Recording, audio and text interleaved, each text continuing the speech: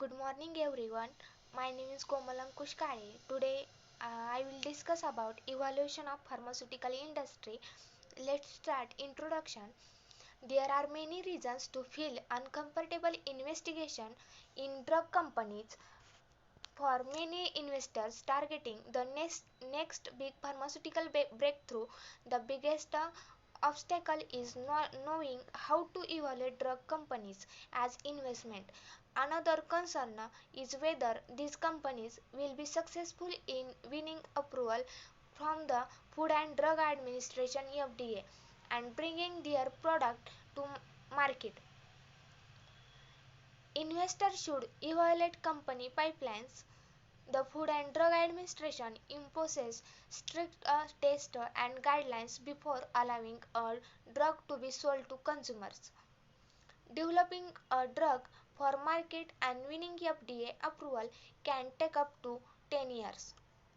Investors should look for companies with a strong pipeline, a track record of successfully taking drug to market, and drugs that have passed FDA scrutiny. What is the pipeline and why does it take so long? The pipeline refers to potential vaccines, steroid, immune system suppressants, etc. that are in various stages of research and development. On average, it takes at least 10 years and 2.6 billion for a drug to make it to pharmacy counters for a scientist notebook. The main reasons the pipelines fail to flow freely in the FDA has oversight authority to protect consumers from drugs that may have unexpected side effects.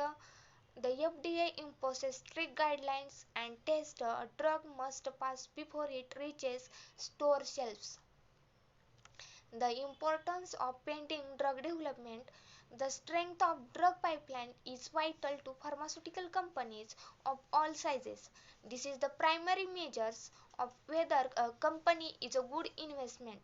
The term for a new drug patent is 20 years before generic produce can enter the market and lower the price.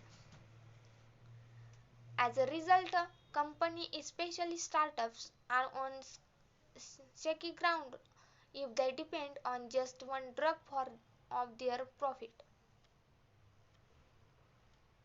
A troubling symptoms. Even if a drug wins FDA approval and reaches store shelves, manufacturers sometimes need to voluntarily recall a defective or potential harmful product. When this happens, it is very difficult to bring that drug back, not because it won't be effective, but because the medical field will have already found a substitute drug to fill that. The FDA maintains a list of ongoing drug recall. Considering startup pharma opportunities, established companies are almost always suffer as investment that new ones. If there is an up and coming company with a unbeatable drug, a major firm will usually come along and partner with her smaller firm or buy it outright. This is a safe move for startup as well as because it will gain access to the large company distribution channel.